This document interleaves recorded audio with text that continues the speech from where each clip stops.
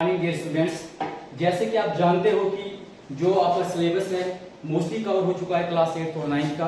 तो आज मैं ग्रामर को शुरू करने जा रहा हूँ, व्याकरण को शुरू करने जा रहा हूँ। तो व्याकरण की जो पहली क्लास लेने जा रहा हूँ तो वो है वर्णमाला। कौन सी है? वर्णमाला। तो जिसको आप वर्ण विचार भी कह सकते हो। तो पहला टॉपिक आपका वर्ण विचार के ऊपर ही रहने वाला है।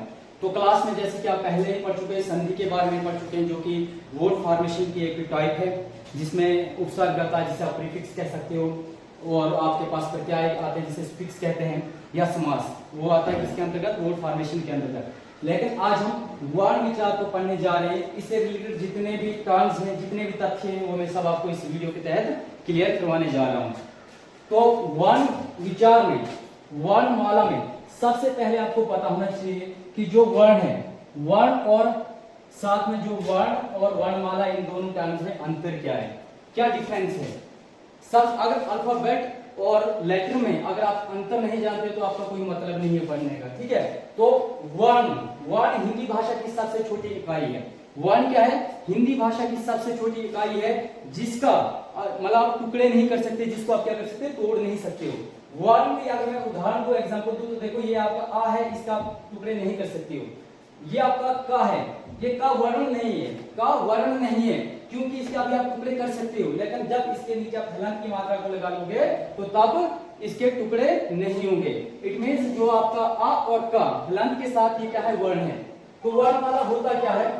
ये आपका लेटर हो गया। तो वर्णमाला क्या है? अल्फाबेट क्या होते हैं कि जैसे आप सब जानते हो कि सीक्वेंस ऑफ लेटर्स, मतलब सीक्वेंस ऑफ लेटर्स को क्या कहा जाता है? अल्फाबेट कहा जाता है। वैसे ही वर्णमाला में वर्णमाला किसे कहा जाता है? वर्णों के क्रमबद्ध समूह को। किसके क्रमबद्ध समूह को?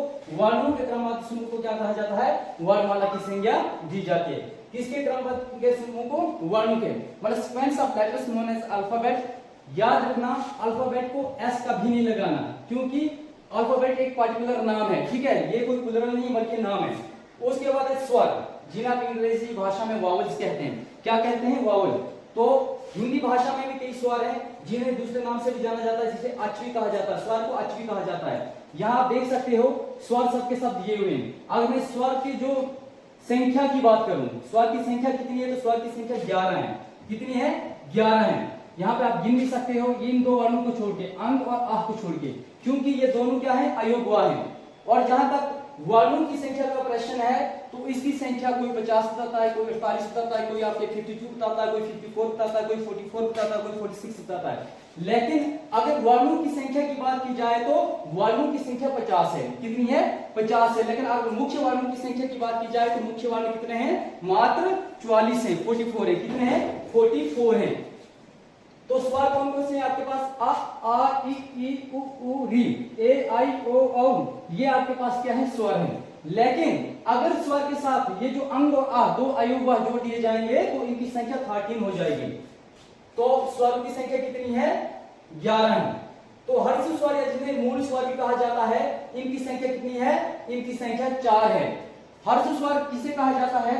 जिनको उच्चारण करने में कम समय लगता है, जिनको बोलने में कितना मतलब बहुत कम समय लगता है, उन्हें हर्ष स्वर कहा जाता है। जैसे आपके पास मतलब इनको आप एक मात्रा वाले स्वर भी कह सकते हो। जैसे आपके पास आ है, ई है, उ है, ये आपके पास क्या है? हर्ष स्वर है। और री भी आपके पास क्या है? हर्ष स्वर है।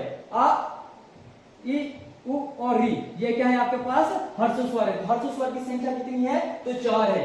कितनी है? 4 है। हर्ष स्वर उन्हें कहा जाता है जिनको उच्चारण करने में क्या होता है? कम समय लगता है। जिनको उच्चारण करने में क्या होता है? बहुत कम समय लगता है। दीर्घ, दीर्घ किसको कहा जाता है? आप खुद ही जानते हो, दीर्घ विशाल को कहा जाता है। साधारण भाषा में अगर मैं कहूं तो दीर्घ को ही संयुक्त स्वर भी कहा जाता है। क्या कहा जाता है? संयुक्त स्वर। तो इनका उच्चारण करने में अधिक समय लगता है। इनका दीर्घ का उच्चारण करने में क्या लगता है? बहुत ज्यादा समय लगता है। और अगर इनकी संख्या की बात की जाए तो इनकी संख्या 7 है। कितनी है इनकी संख्या? 7 है। इनकी संख्या 7 है। आपके पास देख सकते हो आ ई उ ए आई ओ औ, ये क्या है? दीर्घ स्वर हैं, जिन्हें संयुक्त स्वर भी कहा जाता है। संयुक्त क्यों कहा जाता है? आप सब जानते हो कि जो आ का निर्माण है कैसे होता है? अगर हम आ प्लस आ को करेंगे तो आपके पास आ आएगा, ई प्लस ई को करेंगे तो ई आएगा। तो ऐसे ही इनका क्या होता है? निर्माण होता है। और इनको उच्चारण करने में 2 गुना समय लगता है। 2 गुना समय मीन्स जो आपके हर्ष स्वर होते हैं या मूल स्वर होते हैं उनसे 2 गुना समय लगता है। किसको? आपके जो दीर्घ स्वर हैं उनको। बाद में आपके एक और स्वर आते हैं जिन्हें प्लुत कहा जाता है। ये ऐसे स्वर होते हैं जब आप किसी को आवाज मारते हो, किसी का नाम लेते हो और या कभी आप रोते हो तो तब ऐसे स्वरों का निर्माण होता है। ठीक है, किसी को बुला के देखना जोर से, जैसे कि जब आज फोन का जमाना है, जब कोई बाहर जाता था उसको जोर से आवाज मारी जाती थी। ठीक है, जैसे राम, श्याम, लेकिन इनमें जो मात्रा उपयोग होती है, जिसका प्रयोग होता है, जैसे राम लिखना तो इस तरह लिखा जाएगा राम, मतलब इनको तिगुना समय लगता है, इनका उच्चारण करने में बहुत ही ज्यादा समय लगता है। तो इनकी संख्या के बारे में वैसे कुछ भी नहीं, क्योंकि हिंदी में नहीं प्रस्तुत किए जाते। लेकिन ऐसे वर्ण जिनको बोलने में काफी अधिक समय लगता है उन्हें प्लुत कहा जाता है। अयोग्य की संख्या कितनी है? 2 है। कितनी है? 2 है। कौन कौन सा है आपके पास? एक अनुस्वर है जो आपका अंग है, अनुस्वर है, दूसरा क्या है? विसर्ग है, जिसे क्या कहा जाता है? अह कहा जाता। जैसे मैं आपको स्वर के बारे में बता चुका हूं, वर्ण क्या होता है? वर्ण हिंदी भाषा की सबसे छोटी इकाई है, लेकिन लिखित छोटी इकाई है। अगर हम ध्वनि की बात करें तो ध्वनि भी हिंदी भाषा की सबसे छोटी इकाई है, लेकिन उच्चारण की दृष्टि से, ये याद रखना, ध्वनि भी हिंदी भाषा की छोटी इकाई है उच्चारण की दृष्टि से। वर्ण हिंदी भाषा की भी छोटी इकाई है, लेकिन लिखित दृष्टि से। वर्णमाला किसको कहा जाता है? तो वर्णों के क्रमबद्ध समूह को क्या कहा जाता है? वर्णमाला की संज्ञा दी जाती है। स्वर किसको कहा जाता है? स्वर ऐसे वर्णों को कहा जाता है जिनका उच्चारण करने के लिए आपको किसी और ध्वनि की आवश्यकता नहीं रहती है। अगर मैं साधारण भाषा में कहूं तो स्वर क्या है? स्वतंत्र रूप से लिखे जाते हैं और स्वतंत्र रूप से बोले जाते हैं। हर्ष स्वर, मूल स्वर क्या होते हैं? ऐसे वर्ण जिनको उच्चारण करने में हमारे क्या होता है? कम समय लगता है, जिनको उच्चारित करने में बहुत ही कम समय लगता है। उसके बाद आपके पास दीर्घ स्वर कौन से आते हैं? दीर्घ स्वर के अंतर्गत कौन से स्वर आते हैं? जिनका उच्चारण करने में हर्ष स्वर से या मूल स्वर से दुगुना समय लगता है, उन्हें दीर्घ स्वर कहा जाता है। संख्या कितनी है? दीर्घ की 7 है। हर्षों की संख्या कितनी है? 4 है। स्वरों की संख्या कितनी है? 11 है। अयोग्य को अगर मिलाओगे तो 13 है। वर्णमाला की संख्या कितनी है? अगर कुल वर्णों की बात करेंगे तो 50 है। अगर गुंजा संख्या 52 है तो क्यों है, इस पॉइंट को मैं आपके साथ एक्सप्लेन करूंगा। ठीक है, उसके बाद प्लुत स्वर किसे कहा जाता है? जिसको तिगुना समय लगता है बोलने में या उच्चारण करने में। उसके बाद अयोग्य कौन से वर्ण होते हैं? अयोग्य वह वर्ण होते हैं जो ना पूर्ण तरह से स्वर होते हैं और ना ही व्यंजन होते हैं। अयोग्य किसको कहा जाता है?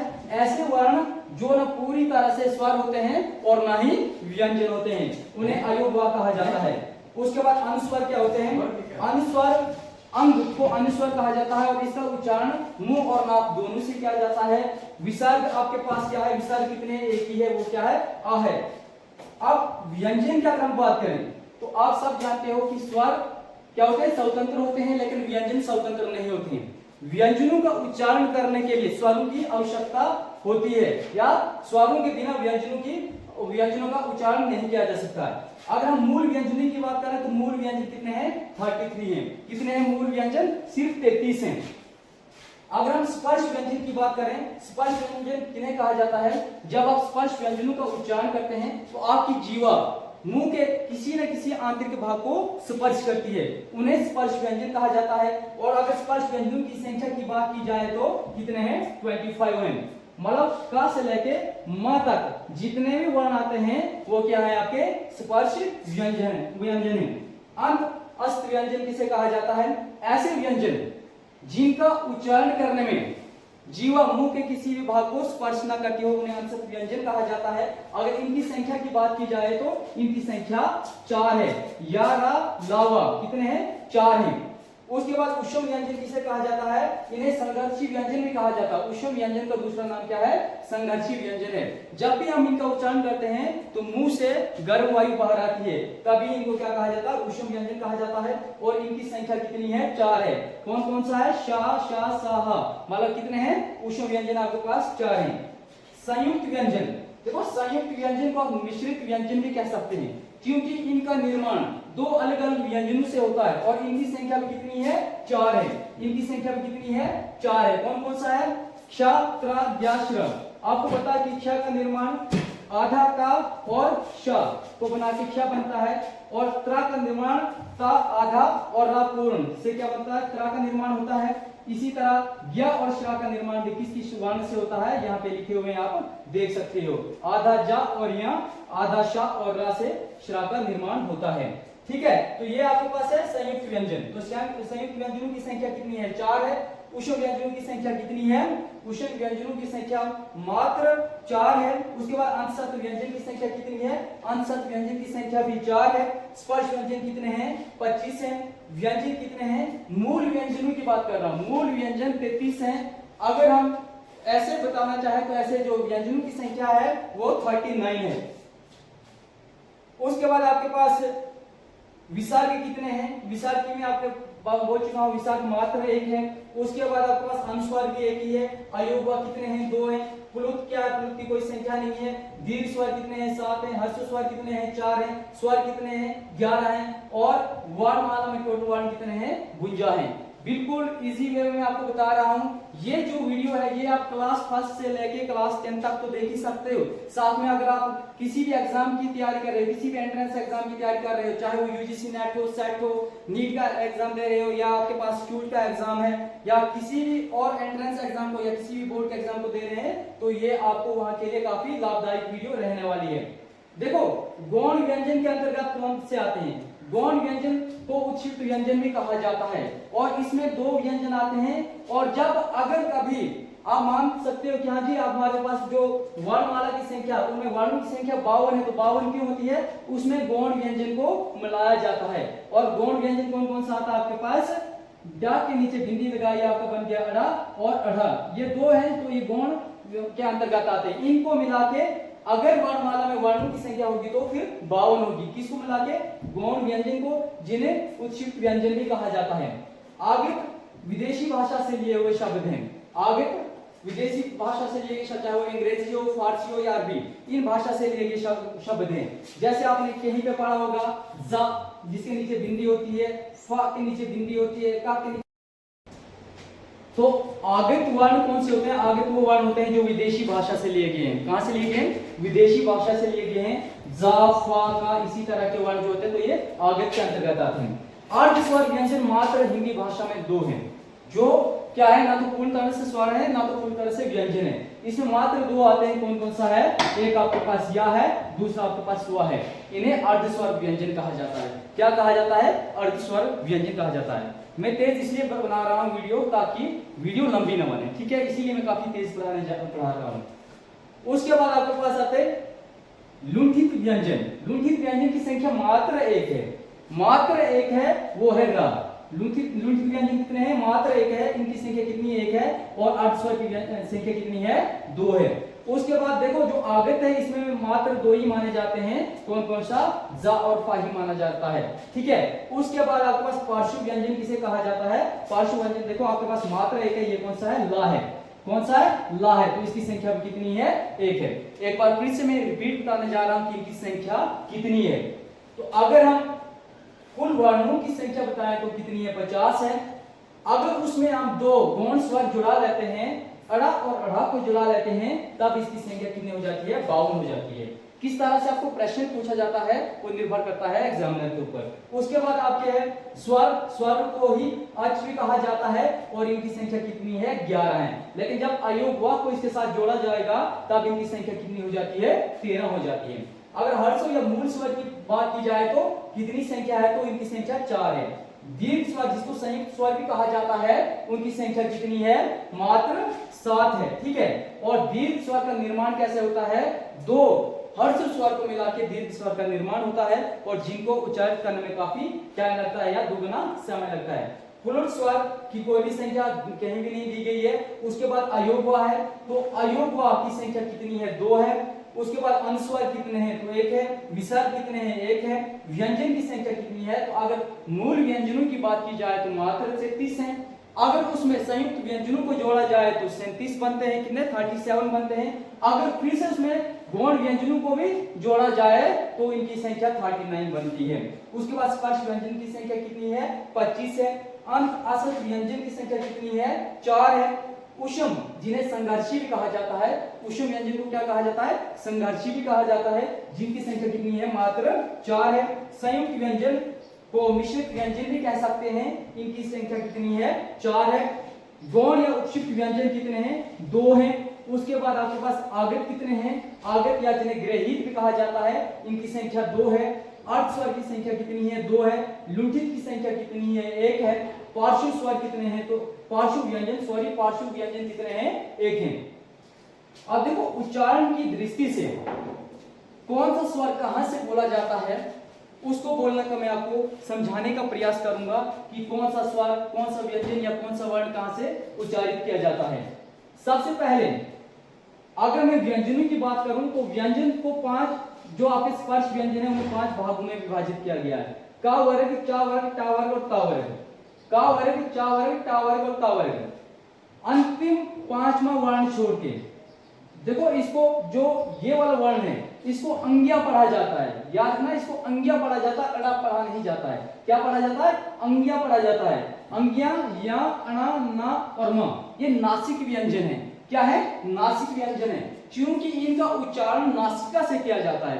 कहां से, इनका उच्चारण नाक के माध्यम से होता है। अंग्या, या, अणा, ना, मा। अगर मैं नासिक व्यंजनों की संख्या बताऊं तो कितनी है, 5 है। नासिक व्यंजन क्यों कहा जाता है, क्योंकि इनका उच्चारण नाक से किया जाता है। उसके बाद जो क वर्ग के 4 वर्ण आते हैं, का, खा, गा, घा, इनका उच्चारण कंठ से किया जाता है। कहां से किया जाता है, कंठ से किया जाता है। का, खा, गा और घा का उच्चारण कहां से किया जाता है, कंठ से किया जाता है।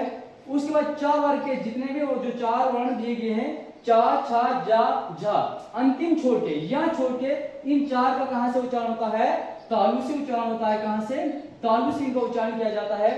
उसके बाद टा वर्ग वाले पहले 4 वर्ण टा, ठा, डा और ढा का उच्चारण कहां से किया जाता है, मूर्धा से किया जाता है। कहां से, मूर्धा से किया जाता है। उसके बाद ता, था, दा और धा, जो ता वर्ग वाले वर्ण हैं, इनका उच्चारण कहां से किया जाता है, दंत से किया जाता है। कहां से, दंत से किया जाता है, और इन्हें तभी दंतीय व्यंजन भी कहा जाता है।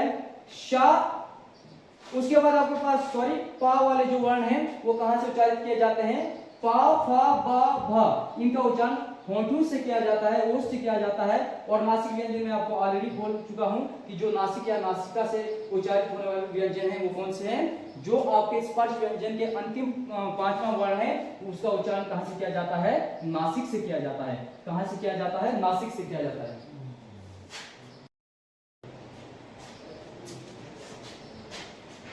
तो नेक्स्ट टर्म आपके पास कौन सी है, अग्रस्वर। अग्रस्वर कौन से होते हैं, जो जीवा के आगे वाले भाग से उच्चारित किए जाते हैं, उन्हें अग्रस्वर कहा जाता है, जिन्हें इंग्लिश में फ्रंट वावल भी कहा जाता है। तो अग्रस्वर की संख्या कितनी है, 4 है। और जीवा के अगले भाग से उच्चारित होने वाले जो वर्ण हैं उसमें आपके पास ई और ए और आई है। जीवा के अगले भाग से जो उच्चारित होते हैं वो कितने हैं, 4 स्वर हैं। कौन कौन सा, ई, ए, आई। इनका उच्चारण करके देख लेना, जीवा के अगले भाग से इनका उच्चारण किया जाता है। उसके बाद है पश्च स्वर। पश्च स्वर मींस इसे कहा जाता है बैक वोवल, जो जीवा के पिछले भाग से उच्चारित किए जाते हैं। कौन कौन से, बाकी जो आपके पास स्वर बच रहे हैं, रह रहे हैं, उनका उच्चारण जीवा के पिछले भाग से किया जाता है। उसमें आपके पास है आ, उ, ए, सॉरी ए नहीं है, औ और ओ और औ है, ठीक है। ये जो वर्ण है इनका उच्चारण जीवा के पिछले भाग से किया जाता है। उसके बाद आपके पास समृद्ध स्वर कौन से होते हैं, समृद्ध स्वर वो होते हैं जब आप इनका उच्चारण करते हैं तो इनका उच्चारण करते जो आपके होंठ होते हैं वो गोल आकार के हो जाते हैं, उन्हें क्या कहा जाता है, समृद्ध स्वर कहा जाता है। या फिर अगर अंग्रेजी भाषा में बताऊं तो इन्हें सर्कुलर वावल कहा जाता है। क्या कहा जाता है, सर्कुलर वावल कहा जाता है। तो कौन कौन से आते हैं इसमें, आपके पास सर्कुलर वावल उ, ओ, ये जो 4 हैं ये क्या है, आपके सर्कुलर वावल हैं, जिन्हें आप समृद्ध स्वर भी कहते हैं। कितनी संख्या है, 4 है। अवृत स्वर किन्हें कहा जाता है, जिनमें आपके होंठ उच्चारण करते वक्त क्या रहते हैं, खुले रहते हैं। और इनकी संख्या कितनी है, बाकी जो रह रहे हैं इनकी संख्या 7 है। कितनी है, 7 है। आ, ई, उसके बाद ए, आई और री, ये कितने हैं, 4 है। जब हम इनका उच्चारण करते हैं तो आपके जो होंठ होते हैं वो खुले रह जाते हैं। आघोष और सघोष किन वर्णों को कहा जाता है? आघोष ऐसे वर्ण होते हैं जिनका उच्चारण करने में आपके जो स्वर यंत्र होते हैं या स्वर तंत्र जिन्हें आप कह सकते हैं वोकल बॉक्स होता है, उसमें कंपन होती है, उसमें क्या होती है? वाइब्रेशन होती है। और साघोष में कंपन नहीं होती है, वाइब्रेशन नहीं होती है। तो आघोष में जो वर्ण आते हैं उनकी संख्या कितनी है? उनकी संख्या 13 है। कितनी है? 13 है। और अगर साघोष की बात की जाए तो इनकी संख्या कितनी है? 20 है। आघोष के अंतर्गत जो भी स्पर्श व्यंजन के पहले 2 वर्ण हैं, जैसे कि आपके पास का, खा, चाछा, टाठा, ताथा, ये सब के सब क्या है? ये सब के सब आपके आघोष के अंतर्गत आते हैं। किसके अंतर्गत आते हैं? आघोष के अंतर्गत आते हैं, जिनकी संख्या कितनी है? 10 है। क्योंकि ये वर्ग कितने हैं? 5 हैं। तो अगर 5 को आप 2 से मल्टीप्लाई करोगे तो कितने हैं? 10 हैं। प्रथम 2 वर्ण किसके अंतर्गत आते हैं? प्रथम 2 वर्ण कौन से? लेकिन स्पर्श व्यंजन वाले आघोष के अंतर्गत आते हैं और उनकी संख्या कितनी है? 13। उसमें तीनों श, कौन से? तीनों श जिन्हें आप ऐसे पढ़ते हो, शा, शा और स, ये तीनों श भी इसी के अंतर्गत आते हैं, आघोष के अंतर्गत आते हैं। और साघोष के अंतर्गत वो वर्ण आते हैं जो क्या होते हैं? जिनका उच्चारण करने में जो आपका वोकल बॉक्स होता है, स्वर यंत्र होता है, उनमें कंपन नहीं होती, उनमें वाइब्रेशन नहीं होती है। इनकी संख्या कितनी है? 20 है। इसमें जो आपके स्पर्श व्यंजन है, लेकिन कौन से? आखिर के 3 वाले, गा, धा, अंगिया, जा, झा, या, डा, ढा, अना, दा, धा, ना, बा, भा, म, ये सब के सब किसके अंतर्गत आते हैं? साघोष के अंतर्गत आते हैं। और साघोष को ही घोष भी कहा जाता है। क्या कहा जाता है? घोष भी कहा जाता है। उसके बाद जो आपके अंतसत व्यंजन हैं, या, रा, ला, व, ये भी किसके अंतर्गत आते हैं? ये भी साघोष के ही अंतर्गत आते हैं। किसके अंतर्गत? साघोष के अंतर्गत आते हैं, जिनको क्या कहा जाता है? घोष भी कहा जाता है। और हा वाला जो ऊष्म व्यंजन हा है, ये भी किसके अंतर्गत आता है? साघोष के ही अंतर्गत आता है। कौन सा वाला? हा वाला। अब नेक्स्ट टर्म जो है अल्प प्राण और महाप्राण है। देखो, अल्प का मतलब होता है कम, अल्प का मतलब क्या होता है? कम। और प्राण का मतलब होता है सांस या वायु। ऐसे वर्ण जिनको उच्चारण करते वक्त, जिनको बोलते वक्त मुंह से कम वायु बाहर आती है, कम श्वास बाहर आती है, उन्हें क्या कहा जाता है? उन्हें अल्प प्राण कहा जाता है। क्या कहा जाता है? अल्प प्राण कहा जाता है। और इसमें आपके सभी स्वर अल्प प्राण के अंतर्गत आते हैं। आपके जितने 11 के 11 स्वर हैं, ये सभी क्या है? अल्प प्राण के अंतर्गत आते हैं। और जो आपका पहला अनुस्वर है, ये भी अल्प प्राणी है। और साथ में अल्प प्राण के अंतर्गत जो आपके स्पर्श व्यंजन है, पहला, तीसरा, पांचवा, प्रत्येक वर्ग का पहला, तीसरा, पांचवा जो स्पर्श व्यंजन है वो किसके अंतर्गत आता है? अल्प प्राण के अंतर्गत आता है। याद रखना, पहला स्पर्श व्यंजन, तीसरा और पांचवा, प्रत्येक वर्ग का पहला, तीसरा, पांचवा जो आपके 15 स्पर्श व्यंजन हैं, वो सब के सब किसके अंतर्गत आते हैं? अल्प प्राण के अंतर्गत आते हैं। उसके बाद सभी आपके जो स्वर हैं वो भी अल्प प्राण के अंतर्गत आते हैं। और जो आपका अनुस्वर है वो भी अल्प प्राण के अंतर्गत आता है। अगर हम इनकी संख्या की बात करें तो 15 आपके पास आए जो स्पर्श व्यंजन है, 11 आपके पास आए क्या बोलते हैं इनको? स्वर, और 1 अयोग हुआ। टोटल अगर संख्या की बात करें तो इनको जब आप प्लस करोगे तो ये कितने होते हैं? ये होते हैं 27। कितने होते हैं? 27। उसके बाद है महाप्राण। महाप्राण ऐसे वर्णों को कहा जाता है, महाप्राण ऐसे वर्णों को कहा जाता है जब हम इनको बोलते हैं तो मुंह से ज्यादा वायु बाहर आती है, उन्हें क्या कहा जाता है? उन वर्णों को महाप्राण कहा जाता है। और इनमें जो आपके स्पर्श व्यंजन है, दूसरा और चौथा, प्रत्येक वर्ग का दूसरा और चौथा जो है वो किसके अंतर्गत आता है? वो आता है महाप्राण के अंतर्गत, क्योंकि इनको बोलने में अधिक समय लगता है। ठीक है, तो ये आते हैं महाप्राण के अंतर्गत। और आपका जो आह है ये भी क्या है? महाप्राण के अंतर्गत ही आता है।